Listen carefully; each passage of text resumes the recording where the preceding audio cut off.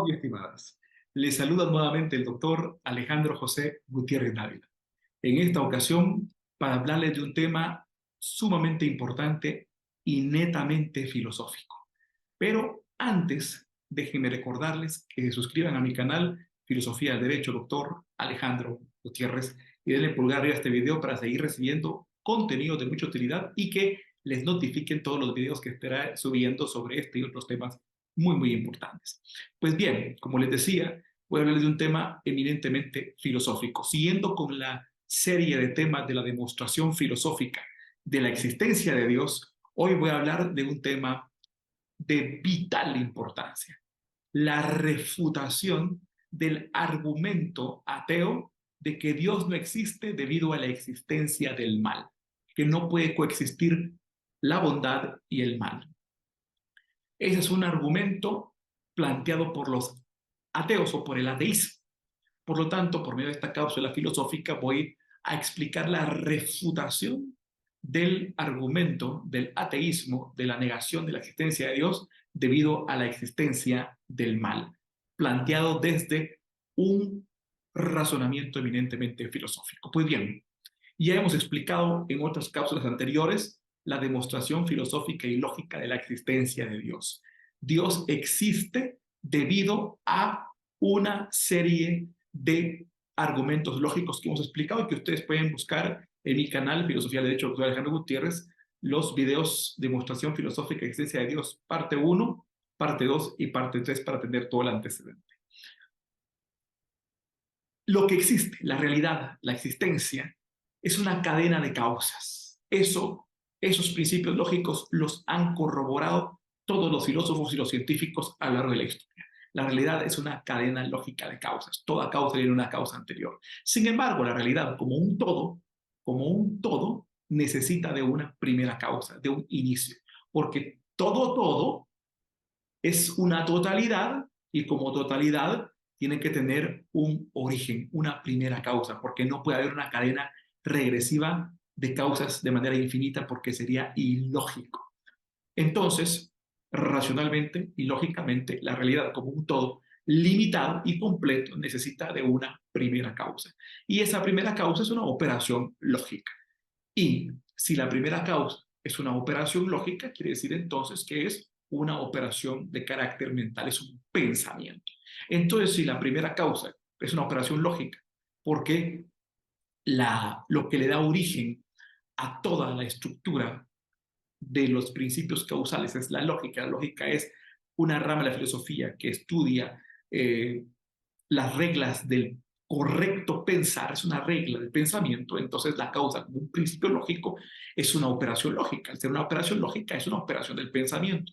De tal cuenta entonces que la primera causa es una operación mental, es una operación de pensamiento. Pero una operación de pensamiento tiene que ser congruente, coherente y corresponder a una mente, de acuerdo a los principios de identidad, de acuerdo al principio de necesidad, al principio de derivación, al principio de coherencia, al principio de congruencia, principios lógicos. Una operación lógica corresponde a una mente. Y una mente necesariamente tiene que corresponder a un ser, porque no puede haber una mente sin ser. Principio de identidad, de necesidad, principio de correspondencia, de coherencia, de derivación, etcétera. Una mente corresponde a un ser. Si la primera causa es una operación lógica y por lo tanto es un primer pensamiento, ese primer pensamiento corresponde a una primera mente y esa primera mente corresponde a un primer ser. De tal cuenta entonces que la primera causa debe ser un primer ser. Pero como ese primer ser le da origen a la realidad, entonces es un ser que está antes de la realidad y es un ser realísimo, como decía el filósofo Immanuel Kant. Y ese ser realísimo necesariamente es Dios. Los grandes filósofos de la antigüedad le llamaron Dios. Anaxágoras le llamó el logos universal, el primer pensamiento. Aristóteles le llamó el motor inmóvil, el eterno motor inmóvil, que se encuentra en el tercer nivel de las sustancias, es decir, la primera sustancia, una sustancia increada, porque Aristóteles dividía la realidad en tres niveles: la realidad física corruptible, compuesta de toda la materia que se corrompe, animales, plantas, el cuerpo humano; la realidad física incorruptible, que es supralunar, donde están todos los astros, donde están todos los elementos cósmicos. Pero arriba hay un tercer elemento que es la realidad metafísica, que está más allá de la física. Y en esa realidad metafísica existe ese ser eterno, inmóvil, ese primer ser, esa primera sustancia. Pero esa primera sustancia, que es Dios, entonces es increada. ¿Por qué? Porque por ser el origen que le da realidad, nadie la ha podido crear. Por lo tanto, ha existido siempre y es eterno. Y eso entonces se comprueba con todos los argumentos que encontramos en Anaxágoras, en Sócrates, en Aristóteles, en Leibniz, en Descartes, en Immanuel Kant y en todos los filósofos que nos han dado la argumentación filosófica de la existencia de Dios. Dios es eterno. ¿Por qué? Porque es la sustancia que le da origen a la realidad, la sustancia que crea la realidad. Y por lo tanto siempre ha existido. Por eso es un motor eterno, inmóvil, que siempre ha existido, que no tiene principio y que no tiene fin y que le da origen a la realidad. Dios es la primera causa, la sustancia eterna, la sustancia creadora. Entonces Dios da origen a la realidad y crea todas las cosas. Pero la única sustancia increada es Dios. Por lo tanto, al ser increado es ilimitado. Dios no tiene límites porque es increado. Es un ser original, es un ser realísimo. Realísimo porque le da origen a la realidad, como dice el filósofo Immanuel Kant. Pero todo lo que Dios crea sí es limitado. ¿Por qué? Porque todo lo creado ya no es increado. Todo lo que ha sido creado ya no es eterno, tiene un origen. Y al tener un origen, entonces tiene toda una estructura que tiene un inicio y que tiene un fin. Y al tener un inicio y tener un fin, tiene una limitación. Al tener limitaciones, entonces no es completo. Al no ser completo, no es perfecto. Todo lo creado no es perfecto, porque no es completo, porque tiene un origen. Y por tener un origen, tiene un fin. Es creado. Solo lo increado es perfecto, completo e ilimitado. Dios es perfecto, completo e ilimitado. Pero todo lo que Dios crea es limitado y por tener límite, porque tiene un origen, porque es creado, ya no es igual que él, ya no puede ser increado, no es sustancia increada, sino que es sustancia creada y por lo tanto sustancia limitada. Y todo lo que es sustancia limitada, entonces, al ser imperfecto y no ser completo, tiene carencias, tiene privaciones o es susceptible de tener carencias, es susceptible de tener privaciones si no se mantiene en la línea de lo que le ha dado la vida. Dios es el ser. Y por lo tanto, cada cosa creada es ser, existe, es ser. Ahora, el mal no es creado, porque el mal no es un ser. No lo dice Aristóteles. El mal es una carencia, no lo dice Aristóteles. Gottfried Leibniz, el filósofo Gottfried Leibniz, nos dice que el mal es una privación. Descartes también nos dice que es una privación, que es una ausencia, que es un no ser. Y todo no ser, toda ausencia no es creada. La oscuridad no es creada, porque la oscuridad es una privación de la luz. Es una privación de la luz. Entonces todo aquello que no ha sido que es no ser, que es ausencia, no ha sido creado. Entonces dice Leibniz que hay tres tipos de mal. El mal metafísico, que es el mal supremo, el mal moral y el mal físico. El mal físico está compuesto de dolor y sufrimiento y el mal moral está compuesto de culpa y pecado. Pero estos dos males derivan del mal metafísico. Pero el mal metafísico, ¿qué es? Privación de ser, privación de existencia. Es ausencia, es no ser. Entonces, ¿qué sucede? Los seres humanos y todo lo que existe ha sido creado por Dios. Dios es eterno, Dios es perfecto, Dios es ilimitado, es el eterno motor inmóvil, es la primera sustancia, es la primera causa y por lo tanto no tiene accidentes, es sustancia pura. Pero todo lo que Él crea en libertad, porque Él es libre de crear, y Él en su libertad, por ser un ser soberano, por ser un ser perfecto, por ser un ser sin límites, es soberano. Y el ser soberano tiene la libertad de decidir si crea o no crea, pero decidió crear. Y al decidir crear, nos dice Leibniz, entonces crea seres limitados. ¿Por qué? Porque solamente él es ilimitado. Y desde el momento que un ser ya es creado, ya tiene una limitación porque tiene un inicio. Y al ser limitado, entonces, es susceptible de carencias, es susceptible de privación, a menos que quiera mantenerse unido o vinculado a su fuente creadora, que es el ser. Dios es ser puro. Dios no tiene ninguna parte de no ser. Él es un ser, Él es existencia, Él es realidad. Él es más que realidad, es el origen de realidad. Y entonces cuando Dios nos crea, si permanecemos conectados al ser, mantenemos una esencia de ser. Pero ¿cuál es la parte esencial de nuestro ser? Es la razón, el pensamiento. Porque Dios es pensamiento puro, es un ser, pero es un ser que es pensamiento, es racionalidad, porque trasciende lo físico y trasciende la materia. Es esencialmente espíritu, razón, pensamiento. Y por lo tanto, la parte que nos conecta con Dios es el pensamiento y la razón. De tal cuenta que cuando nosotros estamos conectados con nuestro pensamiento y con nuestra razón, estamos conectados con Dios y permanecemos en nuestra naturaleza de ser.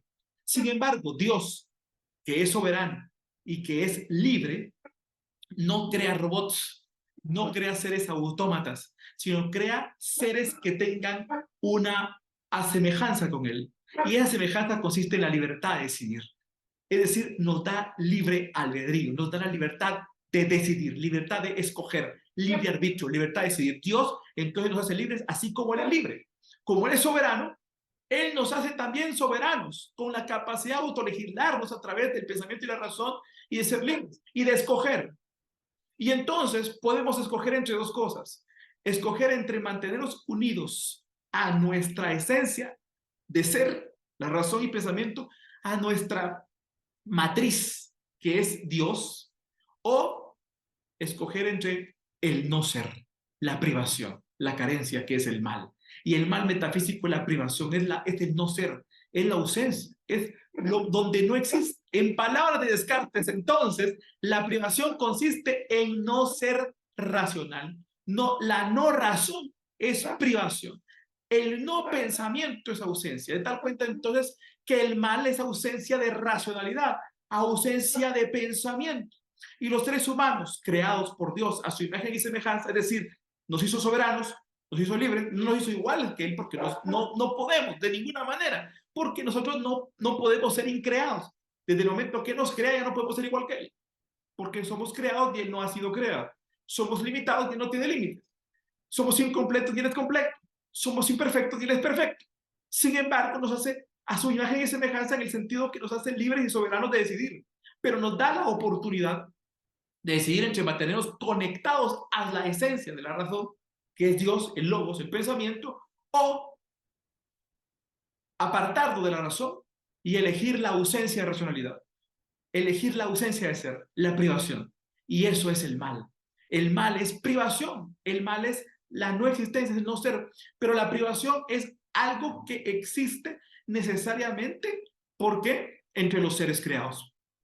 Los seres que han sido creados pueden tender a la privación porque no son completos. Y todo aquello que no es completo puede tender hacia la incompletitud, hacia la ausencia.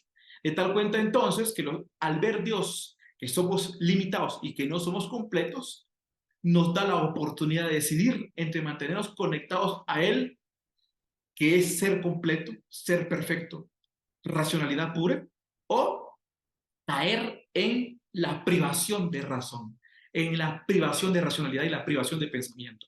Y eso nos dice Leibniz que es el mal metafísico. El mal metafísico entonces no ha sido creado por Dios, porque lógicamente no puede ser creado por Dios porque es ausencia. La ausencia, el no ser no es existencia.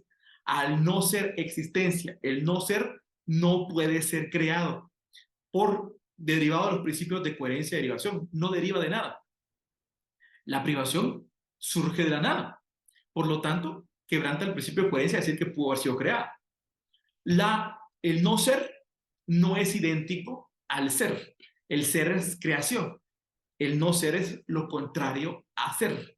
Entonces no hay correspondencia y no hay identidad entre ser y no ser.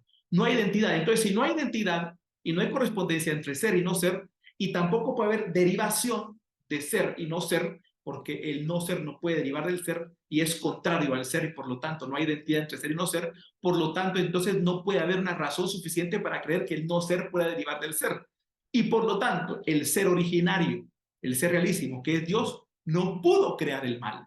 No puede crear el mal porque lógicamente es imposible que del ser provenga el no ser porque el no ser es contrario al ser. Y entonces se quebrantaría el principio de identidad, el principio de correspondencia, el principio lógico de coherencia y derivación. Y tal cuenta entonces que estamos refutando con argumentos filosóficos de Leibniz, de Descartes, de Aristóteles y de Immanuel Kant el argumento de los ateos de que Dios no puede existir porque Dios creó el mal.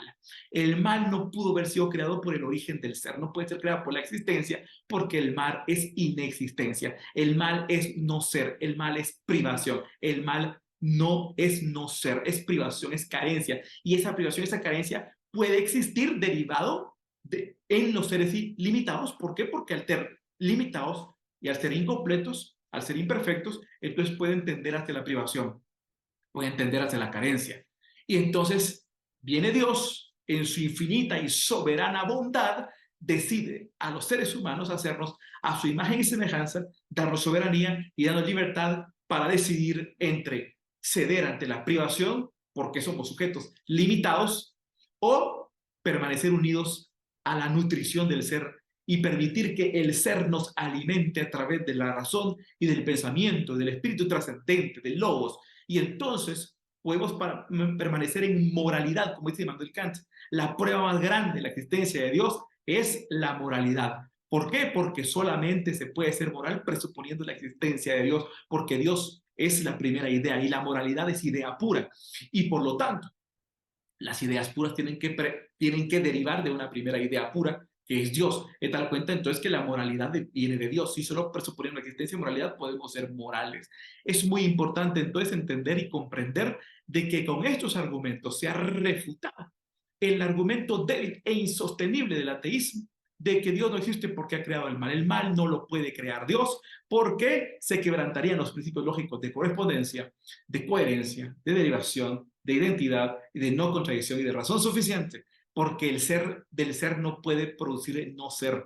El no ser no es no creado, porque el no ser es contrario al ser y por lo tanto, al ser contrario al ser, no hay identidad entre no ser y el ser no puede ser derivado del ser y por lo tanto el no ser no puede ser creado por el ser. Y el no ser es privación y la privación es el mal metafísico o es el origen del mal. Y por lo tanto el mal es algo inherente a los seres limitados, pero es algo inherente que puede decidirse y que puede decidirse. Y esa decisión se encuentra en la soberanía de cada ser humano. Por lo tanto, ya no depende de Dios ni es culpa de Dios que el ser humano elija el mal, porque, sino que Dios en su infinita y soberana bondad nos quiso dar esa misma facultad que Él tiene como ser perfecto y completo, que es la soberanía y libertad de decidir entre el bien y el mal. Y entonces es culpa ya de un ser al que Dios le ha dotado soberanía y libertad decidir por el mal. Y si hay mal, entonces es porque el ser limitado, ser humano, imperfecto e incompleto, pero con facultades soberanas y libres, ha decidido el mal. Y no ha sido Dios el que lo ha inclinado hacia el mal, sino que Dios le ha dado solo la facultad para decidir, para que en su infinita bondad el ser humano, con absoluta autosoberanía y autonomía, decida mejor por el bien. ¿Por qué? Porque el bien le va a producir mayores beneficios, porque lo va a conectar con el ser creador de todas las cosas y por lo tanto lo va a conectar con la realidad, con la existencia, con la racionalidad y con aquello que todo lo que todo produce, con lo fructífero, con todo lo que es bueno, con todo lo que produce, porque Dios es creador y produce, y todo lo fructífero y todo lo que produce es bondad. Por lo tanto, entonces, a través de los argumentos cimentados por los grandes filósofos Leibniz, Descartes, Immanuel Kant, Aristóteles, Anaxágoras, etcétera, podemos refutar el argumento del ateísmo, de la negación de la existencia de Dios, y podemos asegurar entonces de que Dios existe y que el mal no ha sido creado por Dios y que el mal no depende o no es culpa de Dios, sino que es culpa de los seres humanos que tienen la facultad dada por Dios en soberanía y autonomía de decidir por el bien y el mal, un mal que está presente derivado de la naturaleza limitada, imperfecta e incompleta de los seres humanos por el hecho de haber sido creados y no ser increados. Ya eso nos da la limitación, la imperfección y la incompletitud.